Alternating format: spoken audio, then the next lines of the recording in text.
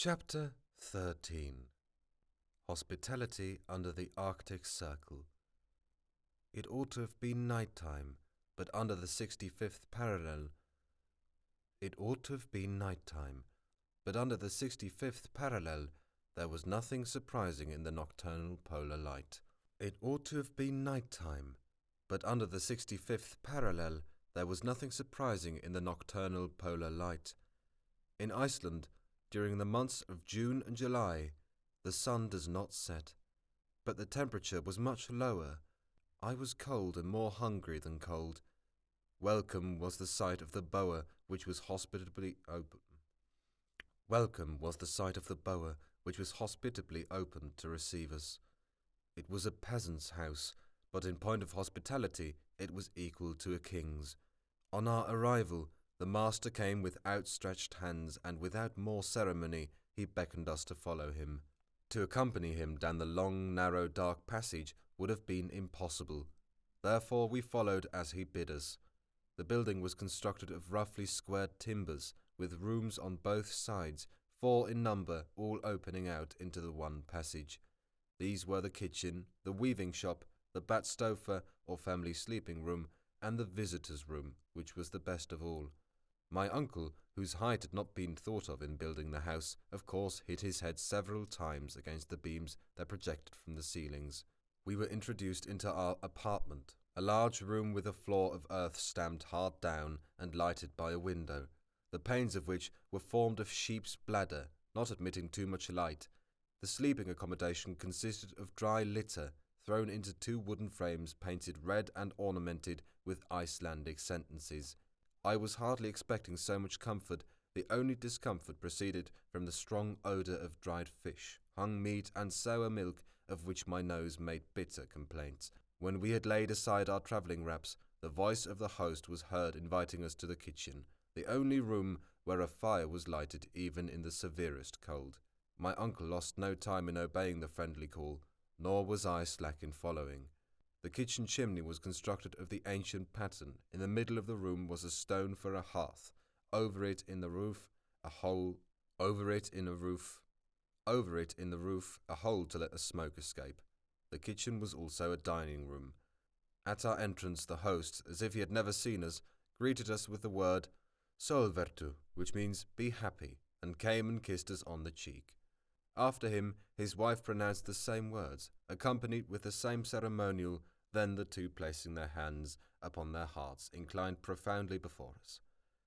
I hasten to inform the reader that this Icelandic lady was the mother of 19 children, all big and little, swarming in the midst of the dense wreaths of smoke with which the fire on the hearth filled the chamber. Every moment I noticed a fair-haired and rather melancholy face peeping out of the rolling volumes of smoke. They were a perfect cluster of unwashed angels. My uncle and I treated this little tribe with kindness, and in a very short time we each had 3 or 4 of these brats on our shoulders, as many on our laps, and the rest between our knees. Those who could speak kept repeating "Solvertu" in every conceivable tone. Those that could not speak made up for that want by shrill cries. This concert was brought to a close by the announcement of dinner. At that moment, our hunter returned, who had been seeing his horses provided for. That is to say, he had economically let them loose in the fields, where the poor beasts had to content themselves with the scanty moss they could pull off the rocks and a few meagre seaweeds, and the next day they would not fail to come of themselves and resume the labours of the previous day. "Solvertu," said Hans. Then calmly, automatically, and dispassionately he kissed the host, the hostess, or the hostess if you wish, and their 19 children. This ceremony was over.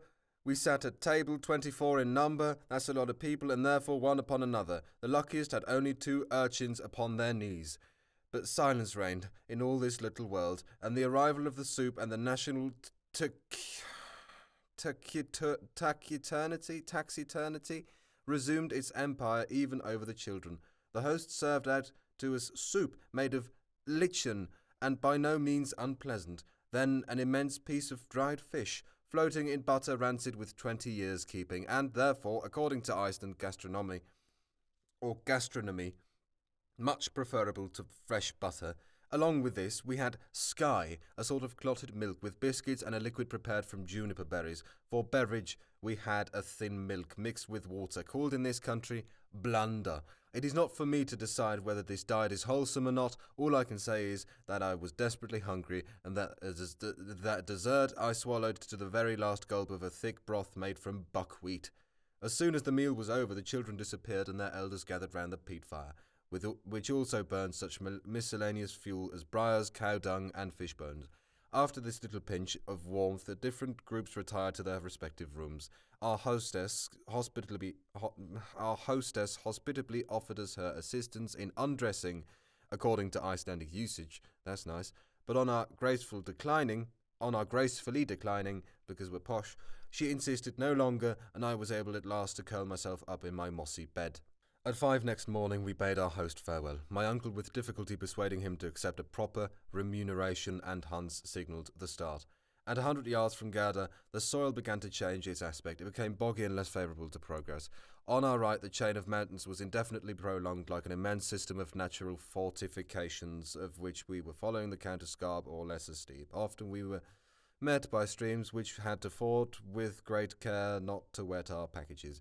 The desert became wider and more hideous, yet from time to time we seemed to descry a human figure that fled at our approach. Sometimes a sharp turn would bring us suddenly within a short distance of one of these spectres, and I was filled with loathing at the sight of a huge deformed head, the skin shining and hairless, and repulsive sores visible through the gaps in the poor creature's wretched rags. The unhappy being forbore to approach us and offer his misshapen hand. He fled away, but not before Hans had saluted him with the customary "Solverto Spetelsk," said he. "A leper," my uncle repeated. "A leper." This word produced a repulsive effect. The horrible disease of leprosy is too common in Iceland. It is not contagious, but hereditary, and lepers are forbidden to marry.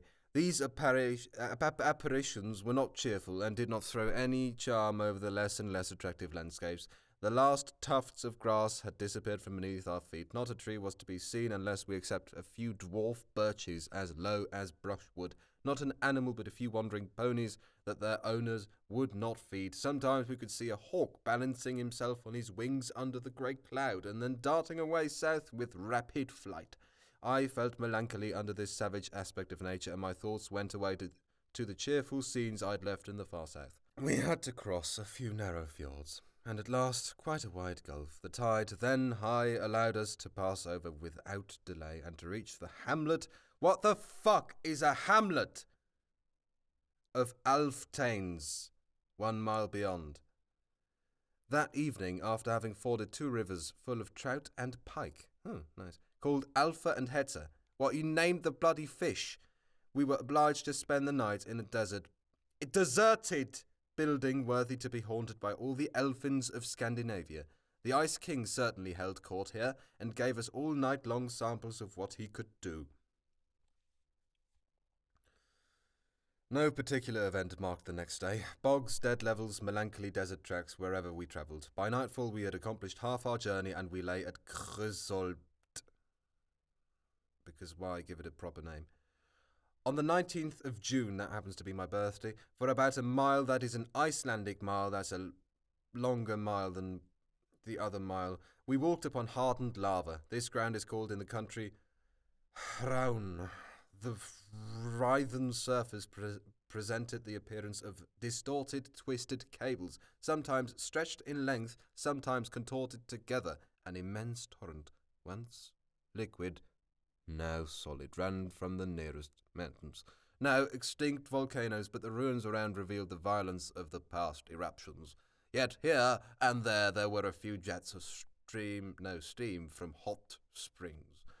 We had no time to watch these phenomena. We had to proceed on our way. Soon, at the foot of the mountains, the boggy land reappeared, intersected by little lakes. Our route now lay westward. We had turned the great bay of Faxa, and the twin peaks of Sneffel rose white into the cloudy sky at the distance of at least 5 miles. What kind of miles? The horses did their duty well. Was at number 2. No difficulties stopped them in their steady career.